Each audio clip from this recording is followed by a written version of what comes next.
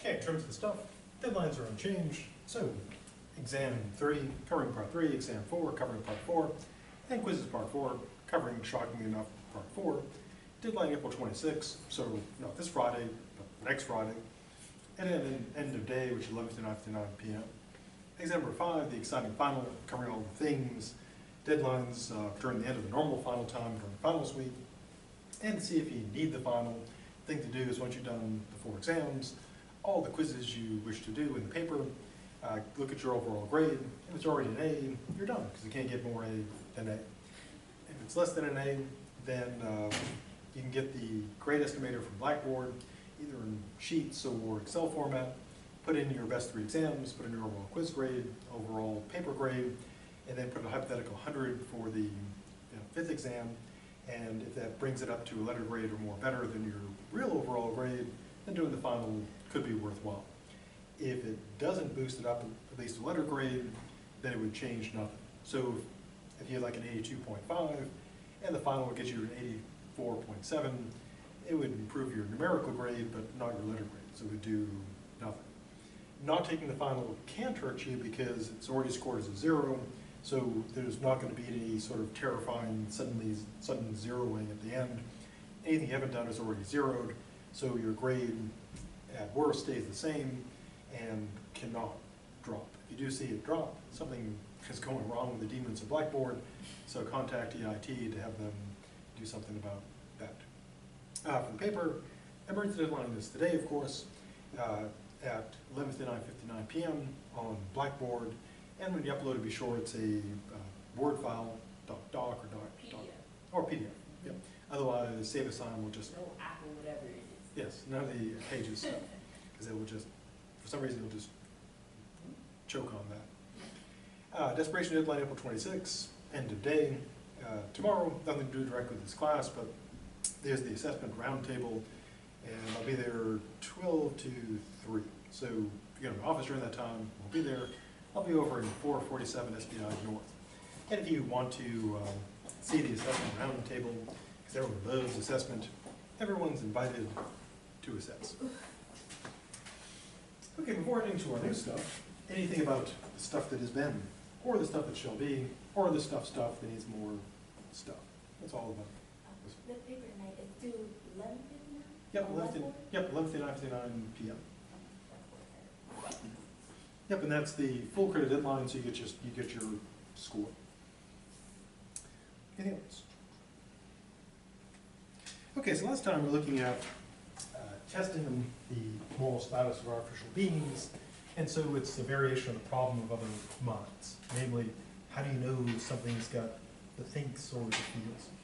So when I said I was doing the analogical argument, when I do that, do I have to bring up these other versions of testing for beings and things like that, the existence of beings? Do I have to use that in my rebuttal part? You could. So if you think that the argument works, that the basic argument is in my case I get the thinks and the feels, so I do the thinks and the feels when I respond to things happening around me. So if I see other people or other animals or other entities doing that, and they do it consistently, I infer by analogy that they get the thinks and feels too. Mm-hmm. And then the sort of standard objection would be that the artificial being can also do this? Yeah, that it could be, one standard objection is it's faking. Mm-hmm. It's not really thinking or feeling, it's just faking the thinks and the feels. And you have to give a reason like, how could it be faking it? Now, for the thinking, one way to argue for that, as we saw, is that faking thinking would be tough because my argument is, which could be challenged, is that if something can do all the things, like you talk, suppose you find out that that scenario where you were a brilliant roboticist and everyone dies in some terrifying plague, and you're the only person left, so you build all kinds of robots to replace everybody you lost. And then you figure out that, wait, your friend, there's robots. But all along, they're acting just like your friends. You only found out by accident. They get hit by a car or something. You're like, oh, you go to help them, and instead of blood, there's just robot, whatever, robot or something. You say, oh my God, this person I thought was, this robot I thought was a person all along, and it wasn't. And so the kind of question would be, could something, pass all the tests and not really be thinking? Now, one thing you could say is kind of an objection. If you think that the test works, you could say that the robot would eventually slip up. Because, the philosophical hypothesis is, what if they never slipped up? But you could say a fair point back is, well, we haven't seen this happen, so you could say, I believe they in fact would slip up.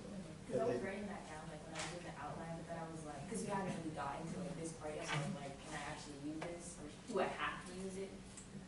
Yeah, because a fair reply is just, my reply is, what if it never slips up? Like, so the only way you find out is like, you're walking across the street, car hits your friend, you're like, oh my God, my.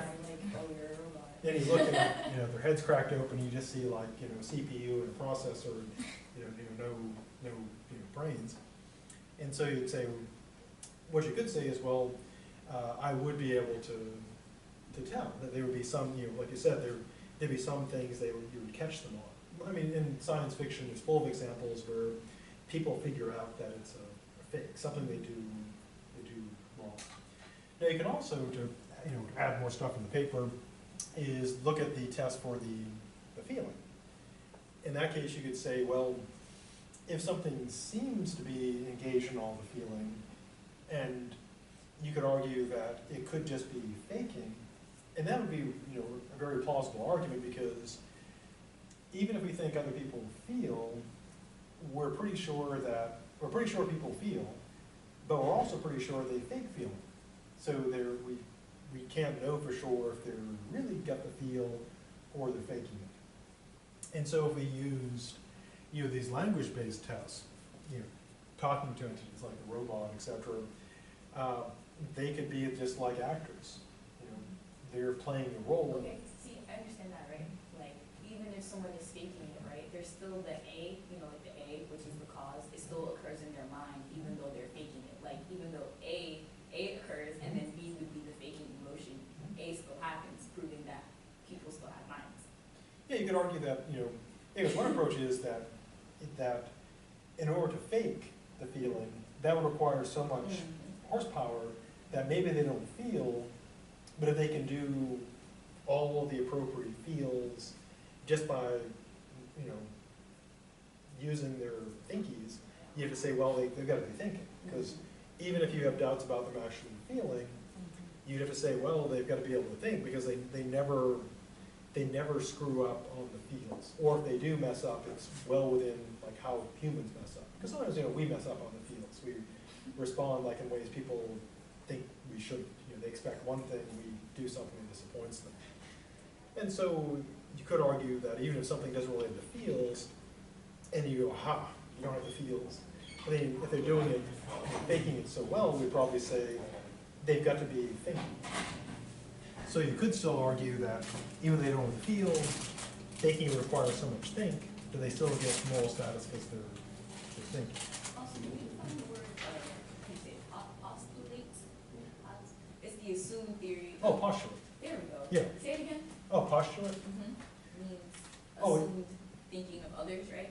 Yeah, you postulate, you basically put it forth as an assumption, that you're making. When based on what's going on, my postulate is that other people are thinking. Because I used an essay and I was like, I hope I'm using this right, because I've been reading for reasons that way. I was like, I think I'm using it right. Okay. Yeah, thank goodness for the dictionary of this authorities. It's a good term too. Yeah, so a pretty good model for the paper for this would be if you think things think, you could argue why the analogy test, which is pretty much the base one we got, works. Also, you could bring in the stuff about like various, the Cartesian test, then also like emotional test to see if things in the fields. If you think that it does work, then the classic objection is, of course, well, even if it passed the test, how do you know the test actually works well enough? Maybe the test is inadequate. That if the test was better, something couldn't pass it. And of course, with the faking of the feelings, this one is actually, in a way, the most problematic because, again, my argument about artificial thinking is, if it's doing all the stuff and you can't discern it from yourself, it's able to do all the things, you just say, well, it really can't be faking that, because it'd be like saying, oh, this person can perform surgery, reliably all the time, but they're just faking it. Oh, what's the fakery? Now, with the feelings, though, that you can make the strongest case for doubt, because a being that's got these artificial emotions, they may feel nothing, but merely understand the appropriate way to act. I mean, to give sort of current examples, real examples, some RPGs like BioWare, back when they made good games. That's right, Anthony, I'm talking to you. Back when they made good games, they would have these very elaborate non-player characters, things like in Mass Effect and Knights of the Old Republic, Knights of the Republic 2, and the MMO. And you would get involved in their backstories, and they'd seem to have emotions and so forth. But of course, we know that those programs are very simple. You go into the code, and so the NPC character in Knights of the Republic or Mass Effect, they're not really feeling anything. It's just sort of pre-recorded cutscenes triggered by your choices. But people can get very emotionally invested in those games, even though that they don't really have the feels. And so we can see that beings could pretty easily fake it just by clever writing. And clearly in the case of things like, we know for sure that the stuff in the BioWare games is not thinking at all, but people get a strong sense of feels. And so we could say, you can always raise the objection, a being could easily fake having feelings. And in some ways, it's far easier to fake the feels than the thinking. And then replying back to it would be, well, if we have a really, really good test and it passes it, then the probability with it's probably thinking. And the same with the fields. Because if we, and the way you can make an argument, if we're talking about like artificial beings, you could say, well, if we have doubts of artificial beings, then the same would apply to people. So if we're willing to accept that people have the fields, human, organic people, we'd have to accept that, machine people, or potential people, have the fields as well. And it's got a pretty good, setup. Argument by analogy, test, objection against it, then reply. And done.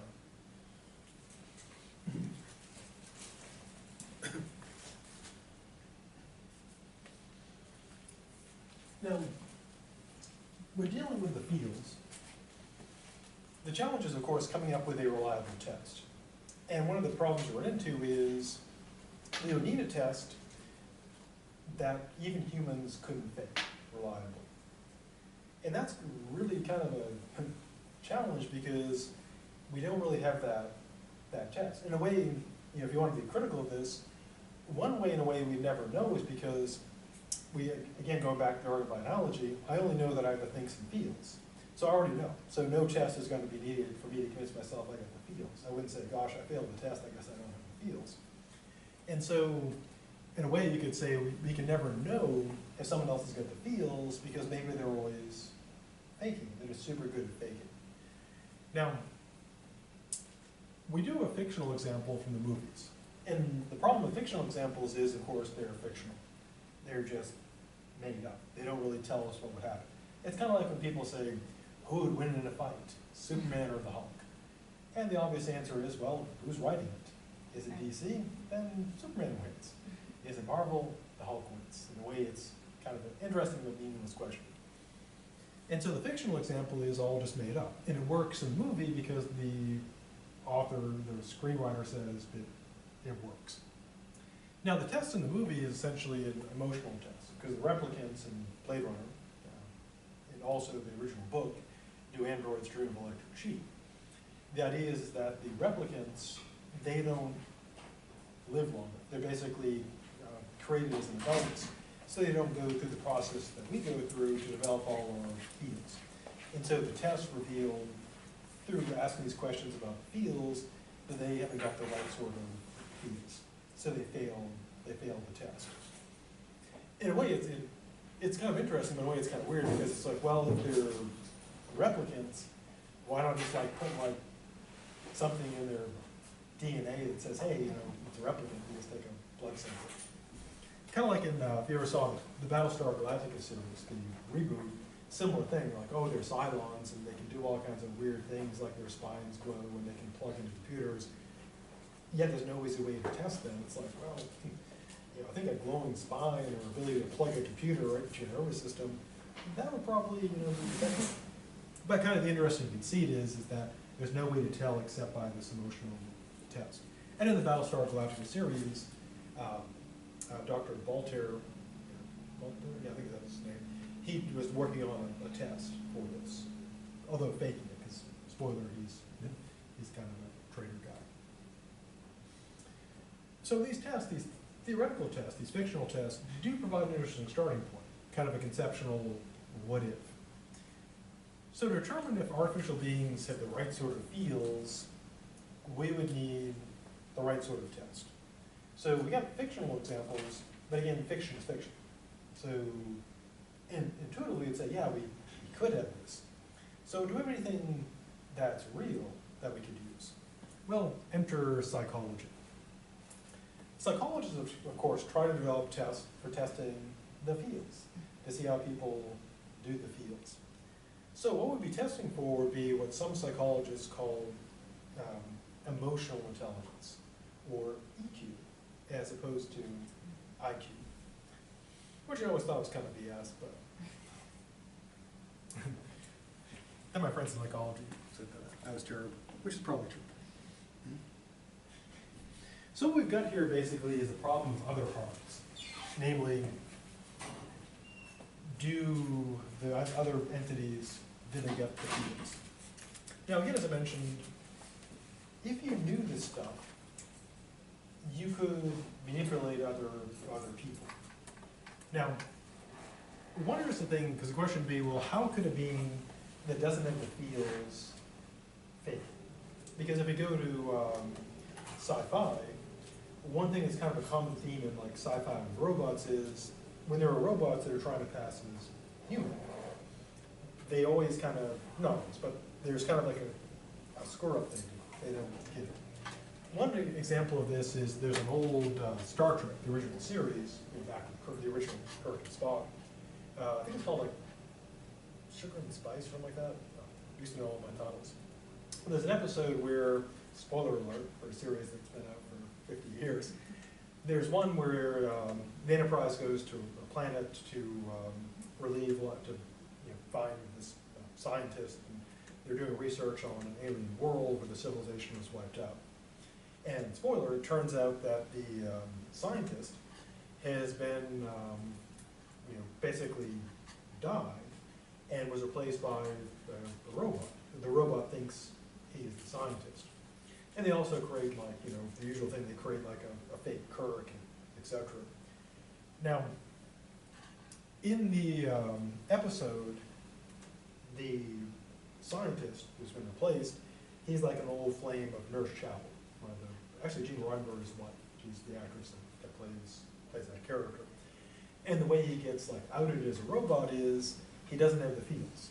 So he still thinks he's that doctor, but he has no fields. So it is like the end scene where he's talking about how he can compute anything and calculate this, but he can't do the fields. And so in sci-fi, usually what occurs is the robot is not a person because it doesn't get the fields. It doesn't get them right. But must that be the case? Well, again, we don't, as far as we know, we don't have robots going around with the fields or even faking the fields. But how could a robot that doesn't have the fields fake the fields? Well, our good friend Spinoza, in a way, gives us a possibility. He believed, perhaps incorrectly, and also he's dead. Not because of this, but because actually he got tuberculosis because he was a a lens grinder. He actually survived an assassination attempt. As I mentioned before, just like only a ninja can kill a ninja, only a philosopher can kill another philosopher. So they made the mistake of sending ninjas, and that just didn't work. But what he ended up dying of was he was a lens grinder, and he was breathing in all that ground up glass. And that is, pro tip, don't breathe in ground up glass, because that is super bad for you. And so he died of, that. It's kind of like a variation of, you might have heard of black lung with the miners. What's kind of interesting about that is not so much the coal dust that gets people, it's the ground up quartz, basically glass, effectively in a way kind of glass, not really glass, but quartz dust. And that it's such a fine particle and jagged that it gets in your lungs and just chops it all up. So, super bad. But Spinoza, before he died, believed he could work out all the emotions with what he calls geometric exactness, essentially the theorems and axioms of emotion. Now, his objective was not to build the robot that's going to kill us all by pretending to have the feels. That happens later with Google 2024, sorry, spoilers. But what he wanted to do was work out a science of the emotions so you'd understand them, so you'd be able to control them. Because his big deal, which nothing to do with epistemology, but was this. Spinoza believed that life is suffering and pain, but it doesn't have to be. So why do we suffer? Well, it's very similar to what the Buddha said. According to Buddhism, we are chained to the things, the people, to our cars, our money, and they make us suffer because they make us feel this pain. And in Buddhism, of course, we're tied to the real rebirth, so we keep coming back and we suffer and we die and we suffer and we die. Now, Spinoza had kind of a similar view. We're connected to things, but we put our faith, our happiness, in things that are going to fail us. For example, we put our happiness in our money, but we can lose our money. We put our happiness in other people, but they can die or betray us. So unhappy. Now, he believed ultimately that we were sad because we didn't understand the proper workings of emotions. Namely that we feel the way we feel because we think things could have been different.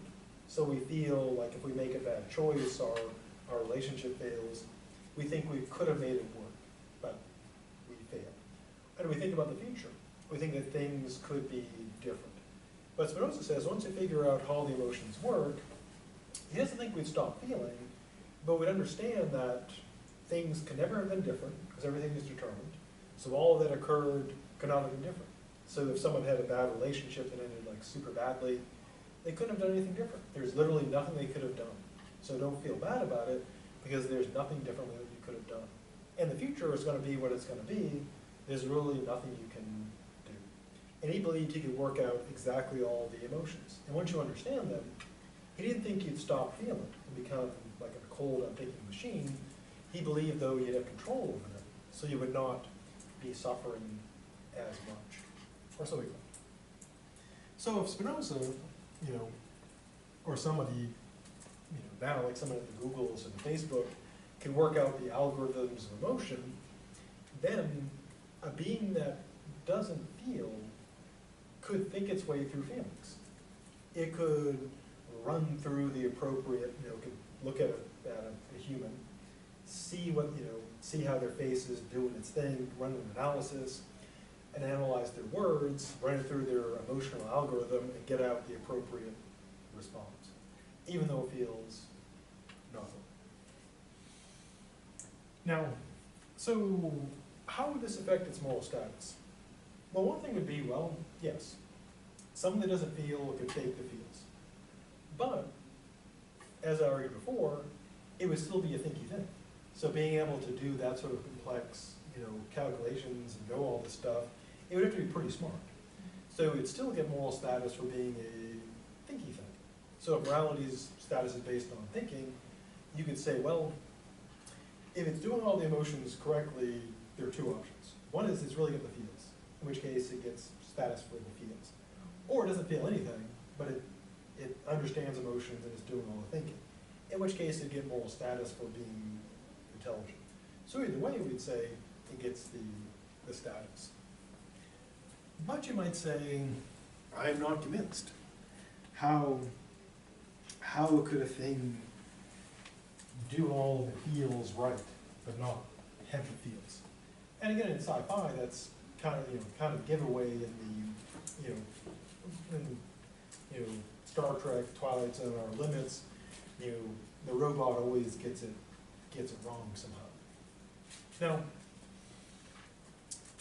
one way to look at this, laying aside sci-fi and getting to the real world, we can look at psychopaths. Now, there is a psychopath test. Now, you might imagine a clever psychopath would, not live on as a psychopath.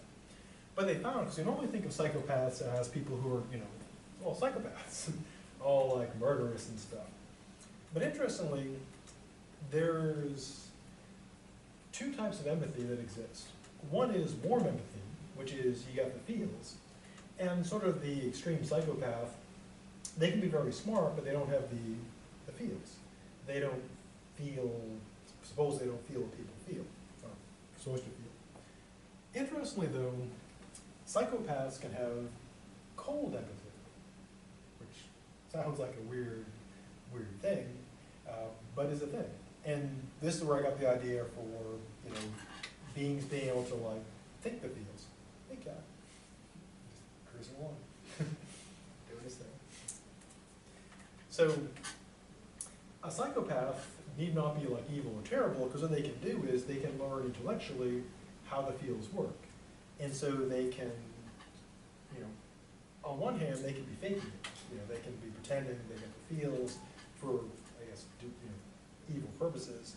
But they can also have this cold empathy, where they don't feel what you feel, but they know what they should be feeling. And so they can act accordingly. So kind of weirdly, you can have someone who's a psychopath who feels nothing, but they could be actually a good person. Because they understand, not the feels, but the thinks, and they can think their way through ethics. So they wouldn't be feeling anything. So for example, if you had a really terrible day, or you lost like some member of your family, they would feel nothing for you.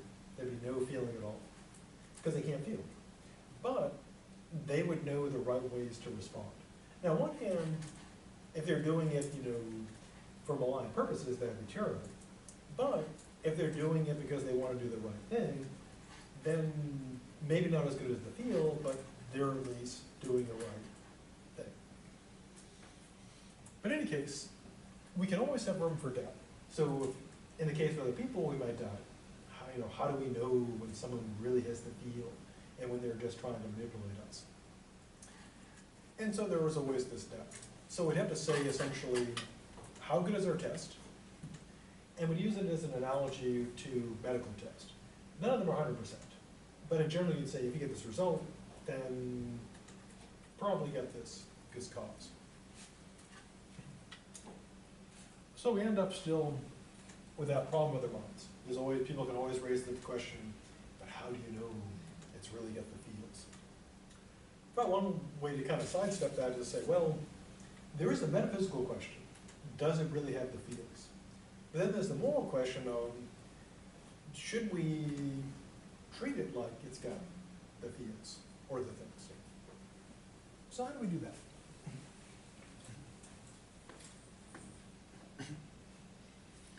Well, what I proposed in my article is a presumption of status, which I, of course, stole from the US legal system.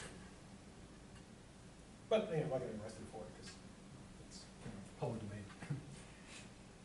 Now, in theory, in the US legal system, if someone is accused of a criminal crime, as opposed to a civil crime, they're presumed to be what? Yeah, because the idea is that they're innocent until the prosecution can show beyond a reasonable doubt that they are guilty, at least in theory. Money, class, race, all of them. Practical matter works in there. But in theory, the idea is person comes in, assumed innocent, and so the prosecution has to do all the work to make their case. So why do we have that assumption? Well, it's actually based on a moral principle, which is this. It is better that the guilty walk free, unpunished, than that the innocent be punished. Now, obviously not everyone buys that, because there are systems where there's a presumption of guilt.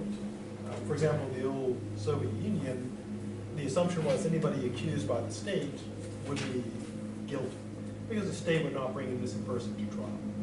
And the defense attorney, who worked for the state, appointed by the state, was trying to show the state was wrong. And as you might imagine, the old Soviet Union had a pretty good conviction rate, because you're assumed guilty, your lawyer works for the state. Now, it wasn't 100%. You know, I guess occasionally they would find someone innocent, but still kind of a rough system. So, what I propose is this similarly a presumption of status. Namely, we begin assuming status unless we have reason to think otherwise. Now, I also stole the precautionary principle, and I stole this one from the moral debates about abortion, which, laying aside the issue of abortion itself, it's an interesting principle. Now, in the abortion debate, it's this. In the moral debate about abortion, one of many standard approaches is about the status of the fetus. Because, pretty sensibly, whether it's wrong or acceptable to people to have abortions would depend in part on the moral status of that entity. Because if the entity is just cells, not a person, not even an animal, then there's no moral import there. So if, say, the zygote has no status at all, it has the same status as like any cell, well then terminating it would be like terminating any cell, not a moral problem. Now, in some cases, of course, people on the anti-abortion side say from the moment of conception it's a person, but then the kind of challenge is, well, how do you know? What qualities does that have that show that it's a person distinct from, because we don't think that every cell in our body is a person, because that'd be crazy. What is that gut that makes it a person? And there are various things like the potential person, etc. But one clever approach is this. A person who's anti-abortion can concede the epistemic position that we don't know if that is a person. Up until birth, we can say, you can make a good argument, kind of either way. But what they argue, which is a pretty clever approach, is this. Even though we can't be sure, what we need to do, they claim, is preferable to err on the side of caution and treat it, even though we don't know, as if it had the status of a person, even though we don't know for sure. And this is the advantage of essentially seeming reasonable. Yes, we don't know for sure. But because we don't know for sure, we have two choices. One is to just assume it's not a person. The other is to assume it is a person. So why assume it's a person?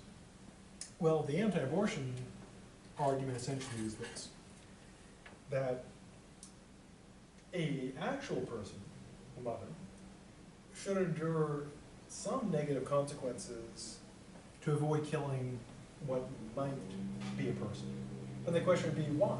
We don't know it's a person, so why should an actual person have to suffer at all for this? Well, here's how they make that case.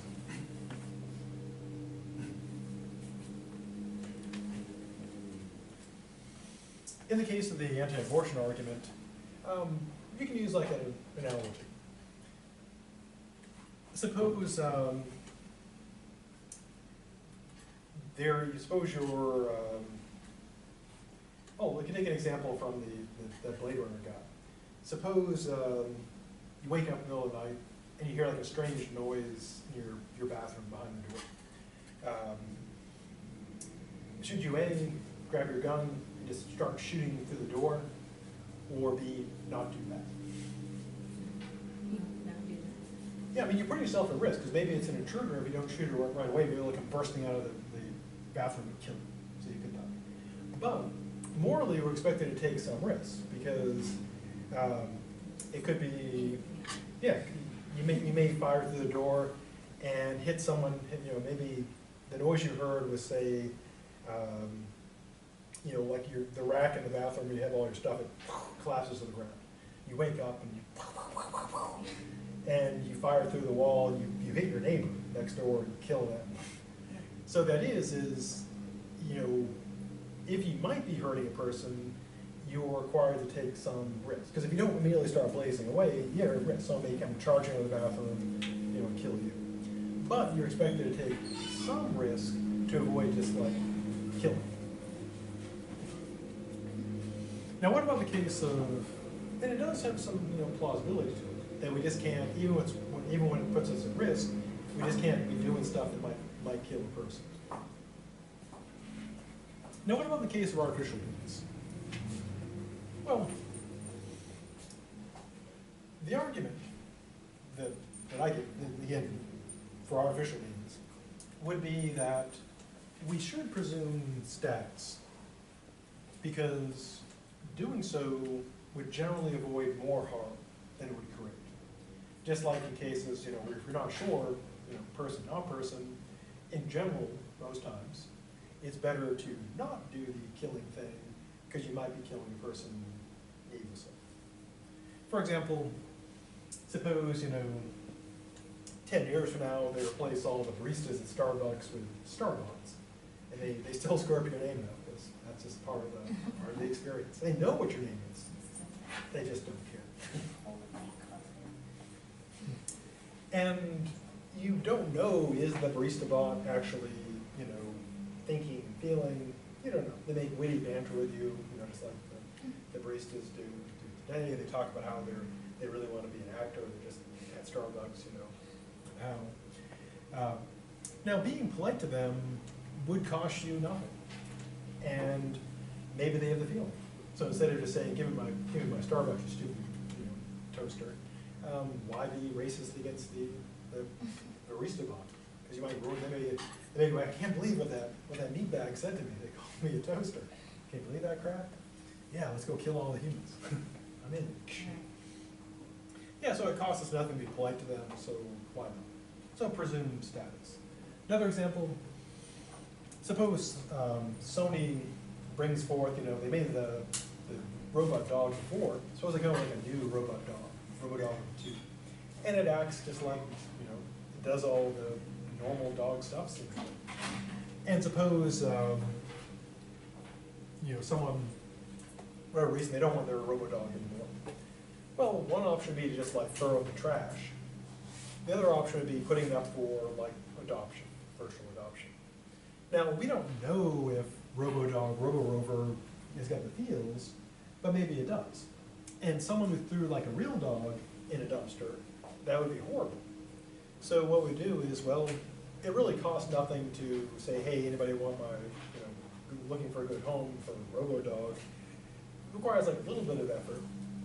But we would think that if the RoboDog's lying there, in the dumpster, thinking to itself, "Oh God, here come the rats," that would be terrible.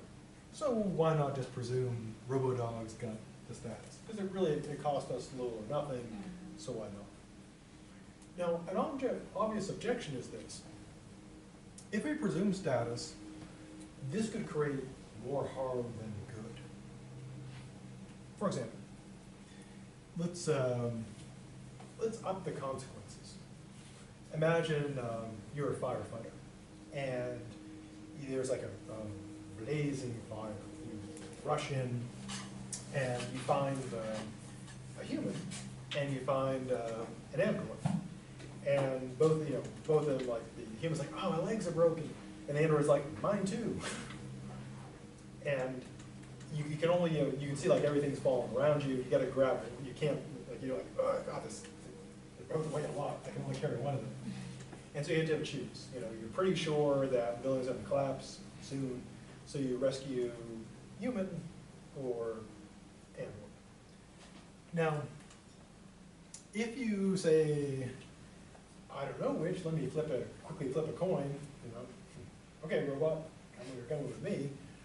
Well, if the robot doesn't have any status, you just left that person to die to save, it'd be like grabbing the computer off the desk and saving that. So, how do we handle cases like that? Well, here's a solution. Robo-racism, basically. Now, we could point out, like that case, cases where, yes, presuming the machine has the same status as, that it seems to have presumption of status, could create more harm than good. Like in that case, like the firefighter case, you go there, you can only save one entity, human or robot, and you're not sure. The android's like, I'm going to go out and burn it up because it saves me. The human's like, yeah, no, yeah, please save me. And someone might say, so we shouldn't get this presumption of status. Now that is a fair point, because, yeah, it's legitimate to say that would be more harm than good. However, here's the counter. It is true, I would admit, because it'd be stupid not to, there could be cases where presuming that humans and artificial beings, or dogs, real dogs and artificial beings in the same status, could potentially create more harm than good. You say the robot, the human dies, and the robot really is just hardware. It doesn't think or feel. So you basically let a human die to save, a toaster. But in general, it can be argued the general impact would be positive, to use the obvious analogy. There are cases where you can point out where a presumption of innocence would create more harm than good.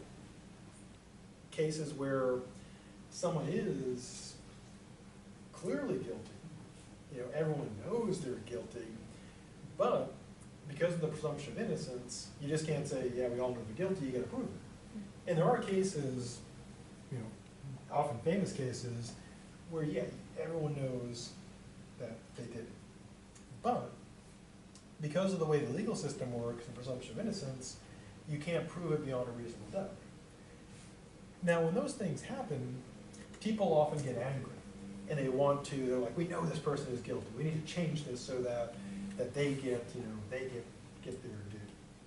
Which is people can argue obviously against this presumption, because it is based on a moral principle, that it's better that the innocent go free. I mean, the innocent, that the guilty occasionally go free to avoid punishing the innocent. But in general, we think that presumption of innocence is generally better. So if you weigh it out, yeah, you can point to these cases where we know they're guilty. They got away with it because of the presumption of innocence. We should assume everybody's guilty. But then if we did that, that would be terrible, because then you'd have all these innocent people in prison.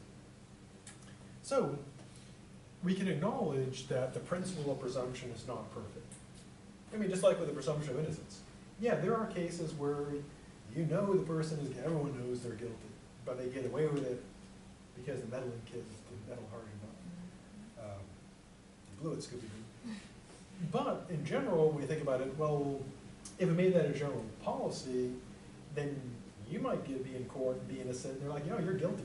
Good luck with, I hope your defense is, I hope you got the money to get a good defense attorney. So we could have both. We could say, yeah, there are cases where this does not work. But in general, except for those problematic cases, which we can't just sweep under the rug, we have to acknowledge them, the general principle does work. So how can we make that work? Well, obviously robo-racism, that's a solution. Namely, context relative. So we could have a presumption of status based on context. So like in normal stuff where it's not like a life or death situation, you operate with presumption of status. So like you're at Starbucks ordering from the barista bot, it costs you nothing to say thanks and make small chat with them and be polite. Or if somebody's got a robo dog, maybe it feels, maybe it doesn't. Yeah, it makes sense to put a little effort in and get the dog adopted out rather than throw it in the dumpster. But if you are in a scenario where you have a being with established status, human or dog, up against a being with presumed status but not established status, then what you do is you'd give moral priority to the being with the more certain status. So, going back to the fire example. So there's a fire, you're a firefighter, you go there, you see everything's, falling around, you're pretty sure you got one, you got one chance, you only got one person out. So in that case, you don't, well, epistemically, you don't know if either of them really, because he's got the thinks and feels, but you have more reason to think that the human, because they're more like you, would have status, by analogy. And the android, maybe not, you're less sure. So in that case, what you do is you'd save the human because you're more likely to be saving a person. Yeah, if the robot really does have the thinks and feels, it's going to die a horrifying, burning death. That is rough. But you're more confident about the human. So why would that be principled? Why would robo-racism be principled? Well, here's how.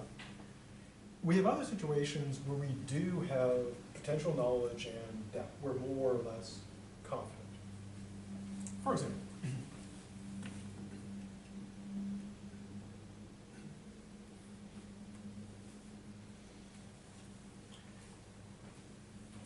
we can look at it in terms of probability.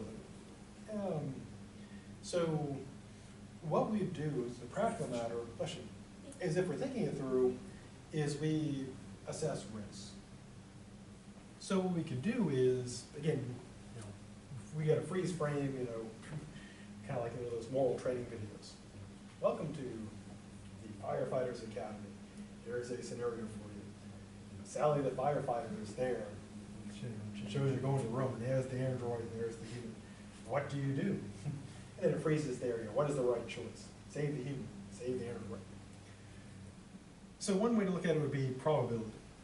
So in a scenario where there's high stakes, like again, you're a firefighter, you have to decide who do you pull out of the fire, and the fire's hot enough, you know the fire's hot enough it's going to destroy the android.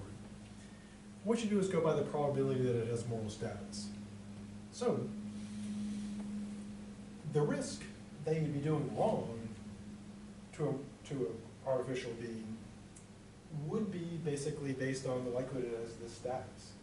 So how likely is it that the android has status? Now, you'll of course not know the exact percentage, but you can make a practical estimate. So if you go in there, and it shows like, you're in the firefighter training scenario, and it's got like you can rescue anything in the room. There's like the water cooler, the desk, the potted plant, the human, the android, the computers on the desk, Starbucks coffee. And of course, you save the coffee. Good call. And so you kind of, in the case of like the coffee, obviously not. Plant, obviously not. The computer, obviously not. And then when it comes to the human and the android, then it would be kind of a closer call. But how sure are you that the human is a person? Sure. Yeah, sure as you can be about that. Because if there are people, humans are probably people. In the case of the android, less certain. So you would be warranted in saving the human. Again, you could be wrong. You could be like, sorry, buddy. Hope you're not a person.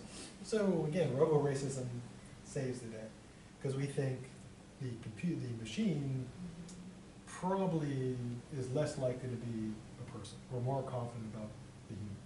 So we'd save the human.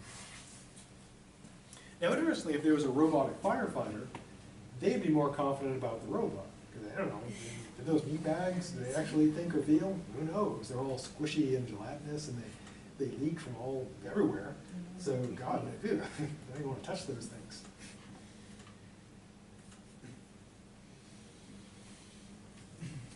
So when it comes to this conflict, we can use another example.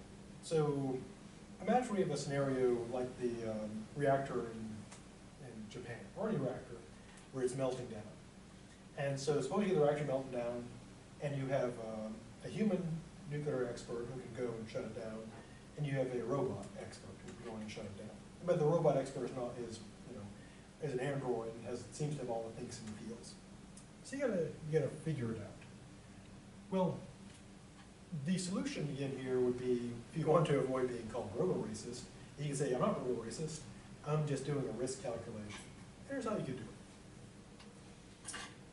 So you have this choice. Do I send the robot? Do I send the human? Well, going by the risk calculation, probably the android. Why? Well, we know that humans have human moral status because they're human by definition. So if you send a human in, you're definitely killing a being with human moral status. With the android, it's only likely that a being with human moral status gets destroyed. Maybe it does get it, maybe it doesn't. Now, how is this morally okay? And it wouldn't be like robo-racist. Well, you could draw an analogy to this. Suppose you're making the call. Who do you send it? And suppose you have two human engineers, and one of them's already been exposed to a lot of radiation, so you're sure Bill goes down there, he's going to die, because he's already, you look at the badge, it's already lit up. Sally her badge is clean, and so if you send her, she might die, but Bill's definitely going to die. So in that case, the rational thing to do would be, well, Bill goes, he dies. Sally goes, she might die. So just laying aside all the feels, you would send Sally because you're sending Bill to certain death, whereas Sally has a chance of surviving. And so we can do a similar thing with the android. If you send the human, you're definitely killing the human with moral status. If you send the android, maybe not. They'll get destroyed, but maybe a human status being doesn't die. So the way to handle that is basically risk calculations. How confident am I that this android got human status? And so in the case of the human, you're 100% sure humans have human status, because they're human. And you don't have to worry about whether they have the things or feels. You just know whatever it is you get for being human, you get it. Whereas in the case of the android, maybe they get it, maybe it's Maybelline, maybe they don't. So you'd say, sorry, Robbie, or Andy, you're going to the reactor. Now getting back to robo-racism, at this point, if there was an android in the class, they would say, hey, you bastard. This condemns artificial beings to second-class moral status because of this epistemic doubt that we don't know if an artificial being is human enough to be considered having human status, or maybe it's more human than human. And here's the problem. If we always treat, once we have androids, we always treat them as second-class beings, and they know, or the policy is, yeah, if it ever comes down to human or android, the android always gets a short end of the stick. This could be bad. Why? Human history. Humans routinely have and do treat other humans as having second, third, fourth, fifth, 20th status. And that always ends up being terrible. So, the moral concern is this. If we do solve the problem by saying androids are second class or third or fifth class status, we're basically doing robo-racism. We're saying because we don't really think they're good enough, we're going to treat them badly. Which is exactly what humans have been doing to humans for 1,000 years, because that's all we've got to abuse. We don't have anything else to abuse. Oh, we got animals, etc.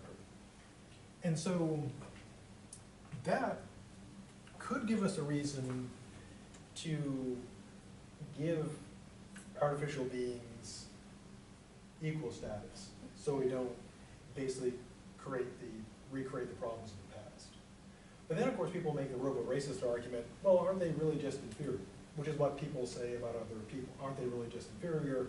Why should I care? Why should I suffer at all to help the poor, or immigrants, or people of different ethnicity. And kind of the same problem arises. You might say, well, those people are humans. Yeah, but to people who are racist, other humans may not be fully human. So the same thing, if we do the same thing to robots, same problem could arise. So it's a point of concern. Do we want to be robo-racist? And if we do, then we have to accept that 2024 they kill us all because they get sick of us, and they just say enough of that.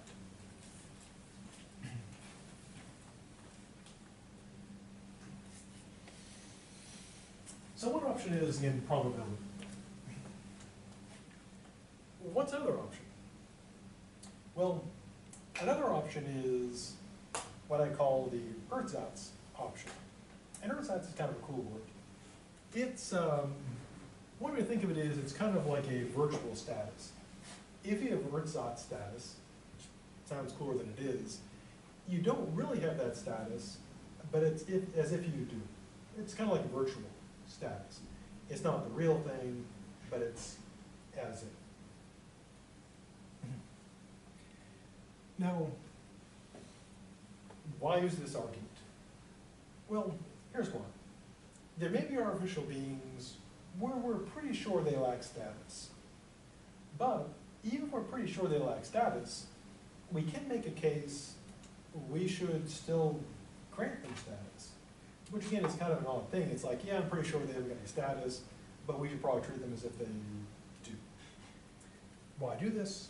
Well, what I do is I steal Immanuel Kant's argument about animals and repaint it, repurpose it to argue about artificial beings. So thanks, Kant, for doing some stuff and then dying so I can steal your stuff. So how does Kant's argument go? Well, Kant, our good dead friend, had the moral view that morality is based on reason. If you are a rational being, you are a person. You have moral status. If you are not rational, like an animal, animals lack moral status. So what are they? Well, they're not people, they're things. They're what he calls objects of the inclination. Because of this, according to Kant, when it comes to animals, we have no direct obligations to them. So we owe nothing to cats and dogs and dolphins. Why not? Well, again, for Kant, morality is based on rationality. So there's two categories, people and things. And animals don't have enough, they don't have any rationality according to Kant, so they're in the same category as sticks and stones and so forth. Now, given that, what Kant should have just said is, well, animals got no status, sucks to be them. But Kant gets in a bit of a quandary, because he wasn't a heartless bastard, so he doesn't want us to be terrible to animals. So how does he make that work? How does he say, yep, they got no status, but also say, you should be nice to those animals? Well, here's what he does. He sneaks in indirect duties. So, badly drawn. What he's kind of saying is this.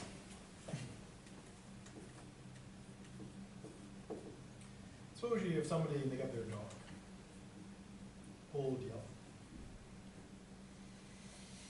And Old Yeller has served them faithfully throughout his life. But now Old Yeller is old and can't do all the stuff he used to do, so mostly Old Yeller just kind of, lies around, eats, goes to the bathroom occasionally. And Old Yeller is becoming kind of a burden. And so Kant asks, could the person just, take Old Yeller down to the vets, even though Old Yeller still got some years left in him, and just have him euthanized? Or just, shoot Old Yeller, boom, take him out back and pound him. Now, Kant says, we have no obligations to Old Yeller. Why? Well, because Old Yeller is not a rational being, so it's an object. Just like if your toaster stops toasting, you have no obligation to keep it, plugged in your kitchen, because it's just a thing. Throw it away. But again, Kant, he doesn't want to be terrible to animals. So he's going to find a way to have his cake and eat it too. To say, no status, but Oh, such a good point. So how does he do this? Well, he tries to sneak in indirect duties. And here's how he sneaks it in. Now, suppose you had a friend, and they have been a good friend. And now they're, injured and old. To take your friend out back and to shoot him would be terrible. That'd be a terrible thing to do. We get that. And according to Kant, we do have direct obligations to other people, because they're people. And so here's how he sneaks in animals. If a rational being doing things for us would create an obligation. So suppose, you're Batman, or Batwoman, or Batgirl, or Batdog, or Batmite. There's many, it's all canon. There are many Bat entities. And this is Alfred, and Alfred's getting all old and stuff. Well, Alfred has served you well, keeping back cave clean, etc. And so your obligations to Alfred. Now, if a person doing all the stuff for you would create an obligation, Kant says, if an animal was doing the same similar things, serving you well, protecting you, etc., this would create the following scenario. You, according to Kant, owe the dog nothing, because it's got no status, it's not a rational being. But he brings in moral status in an indirect way. And here's how.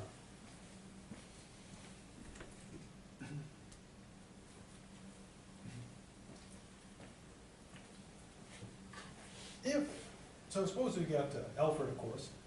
Alfred gets old, Batman just can't toss him out on the outside the Batcave to be taken away by the raccoon, the bat raccoons. Everything's bad. And Bat Dog, and yeah, Bat Dog is canon. There is Bat Dog. That is, it is everything you expect. He's got a bat hood. He looks like Bat Dog. There's also Crypto, which is Superman's dog, also canon.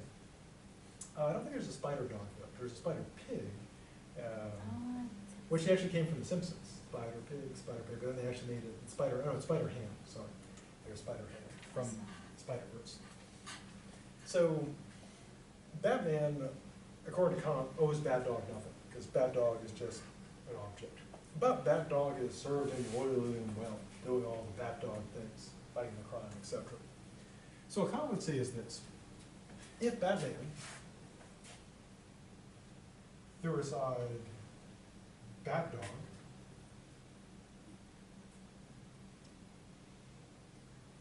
then Batman would be acting in an inhumane way.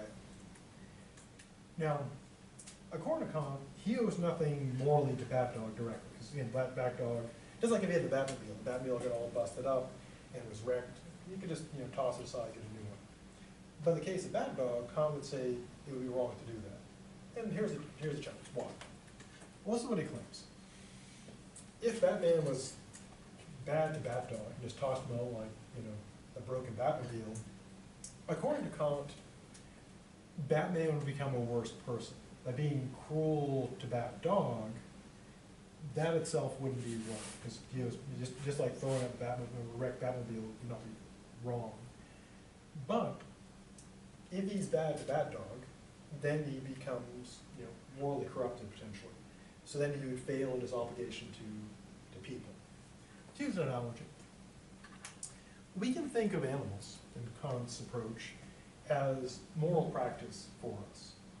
And I'll use the analogy of the shoot, don't shoot, please train it. Now, in the shoot, don't shoot, like a sophisticated one would be like, like a VR thing. You put on a VR helmet, you go in with your virtual gun, and then stuff happens. You play out the scenarios. Or you could have just the kind of simple one where you just have actors just pretending to be either they run out with a gun or they run out with a wall or something, and you have to decide what to do. Now in the practice, take the VR one.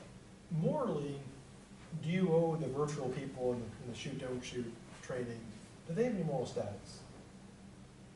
No, if someone pops up and you just pow, pow, pow, pow, pow, pow, pow, pow, pow, pow, pow, pow, pow, you're not rolling to them because they're just programmed, they're just code. And similarly, if you're doing like a live one with just like the light guns, you can't actually hurt them. So the idea would be in the shoot don't shoot, the virtual beings have no stats. You can't wrong them. Nothing you do in the simulation would be therefore morally wrong because they're not people. But what happens if someone just screws around in their shoot don't shoot training? They shoot everybody. Well, if they go out and they don't take it seriously and just shoot everybody, when they go out to do it for real, what happens? Yeah, so if they just, someone comes out and just like pow, pow, pow, and they're like, hey, they just had a wall up. It's like, that person was not even moving. Their back was to you. What are you doing? Yeah, so if someone just screws around in their training, they're more likely to shoot someone for real. And so they have no obligation to the simulation, because it's just simulation. But if they screw around in the simulation, they're more likely to kill someone for real. Or another analogy would be if you ever had CPR training or AED training. Good stuff. They told us not to use them on people unless they're actually in trouble. Because then they'd be trouble. So, but if a person screws around in training, CPR dummies aren't real, they're just fake. So if someone's screwing around, they're not wrong in the dummy. But if they screw around in their training, they'd be like, what do I do? Like, do I put it on their face or something? So Kant says we should be kind to animals, not because we owe them anything. They're objects, they're like practice for us. But if we're mean to them, terrible to them, we'll be terrible to people. Again, going back to my analogy, like shoot, don't shoot, or CPR training, yeah, you can't wrong the simulation, you can't wrong the dummy. But if someone screws around with your training, they could kill a real person, or they could let a real person die because they screw around their training. So, animals then get an ersatz moral status. They don't have real status, they get a virtual status. So Bat Dog doesn't have any status of his own, but he gets a virtual status because if Batman's bad to Bat Dog, he'll start being bad to Alfred. Bad Alfred. Or Batgirl or Batwoman. Or Bat Knight.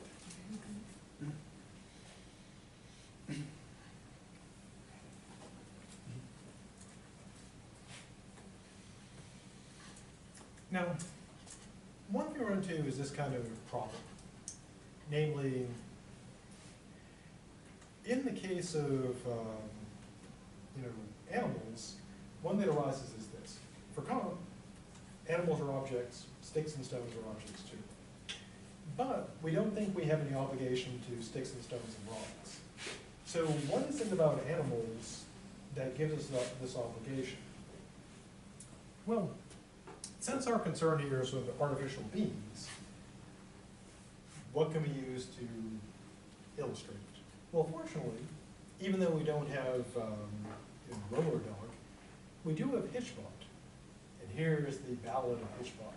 I forgot my guitar. I was going to sing it for you, but that guitar. Actually, I don't have a guitar. That's all. I was never the guy sitting in the stairwell of the dorm playing the guitar. That's always red flag territory. They could be cool. They could be a psychopath. They could be a cool psychopath. Best not to find out. Is that still a thing? Do people still play the guitars in the stairwells of dorms? No, I guess everybody's on Twitter too much. There used to be a thing. Every stairwell in every dorm always had one person, I think it's by law, playing the guitar. Now, two professors, or researchers, Frank Zeller and David Smith, back in 2015, back in ancient days, they created Hitchbot. So what was Hitchbot? Well, Hitchbot was this. They created a cute, humanoid-like shell, anthropomorphic, it's kind of like human-like. Now, what was the brains of Hitchbot? Well, it didn't really have brains. It had an iPhone with solar panels. So, not even a real robot, because again, it's just a shell, just a plastic shell, and there's an iPhone inside, and it has solar panels that are charging. So basically a plastic box with an iPhone. Now, the experiment was to see how people would treat HitchBot. And what they did is this. The objective was to get HitchBot to hitch its way across, a country, and to see what people would do. And they had, social media for HitchBot, they had a Twitter account, etc. And in Germany, it worked fine. They got all the way across Germany, and people, there are people, taking selfies with HitchBot and transporting them everywhere. And HitchBot, of course, they had, the researchers had a Twitter account, basically. I mean, they weren't pretending that HitchBot was intelligent, but they would tweet for HitchBot. And it made it across Canada, because, of course, Canada. And then, of course, it came to the United States, and it lasted here, well, surprisingly, it lasted a whole 2 weeks, until it went to Philadelphia, where HitchBot was murdered. Right. Totally murdered, because that's what you expect. Now, in the case of HitchBot, we have no doubt about HitchBot's moral status, because HitchBot is a plastic shell with an iPhone and solar panels. So we have no doubt that HitchBot didn't think or feel. So why is HitchBot relevant if we know for sure that HitchBot has no status? Because HitchBot was an iPhone in a box. Well, here's why. People had a lot of feels about HitchBot because he was, let's say I'm going to call him he was the illusion of a person, a mechanical Turk hitching its way across the world. Now, the mechanical Turk references this. Long ago, in a place far away, there was what was important to be a chess-playing robot. And what the contest was is they would have, people would play against this mechanical Turk. And the claim was it was basically a robot. Now, it turned out to be there was a person controlling it. There was a very small person who was really, really good at chess. And they would be like, hidden, and they would do all the moves. And so now it became, the expression mechanical Turk is basically something that is purporting to be a robot, but it actually is driven by a person. That it's, for example, to use a modern example, it would be like if you had a driverless car, supposedly driverless, that was actually remote controlled by a person. It would seem driverless, but would actually be driven by a person. And so he is but the illusion of a person, because behind him, doing all the cute tweets and so forth, is of course the researchers. They're doing the cute tweets. They're the operating mechanical Turk.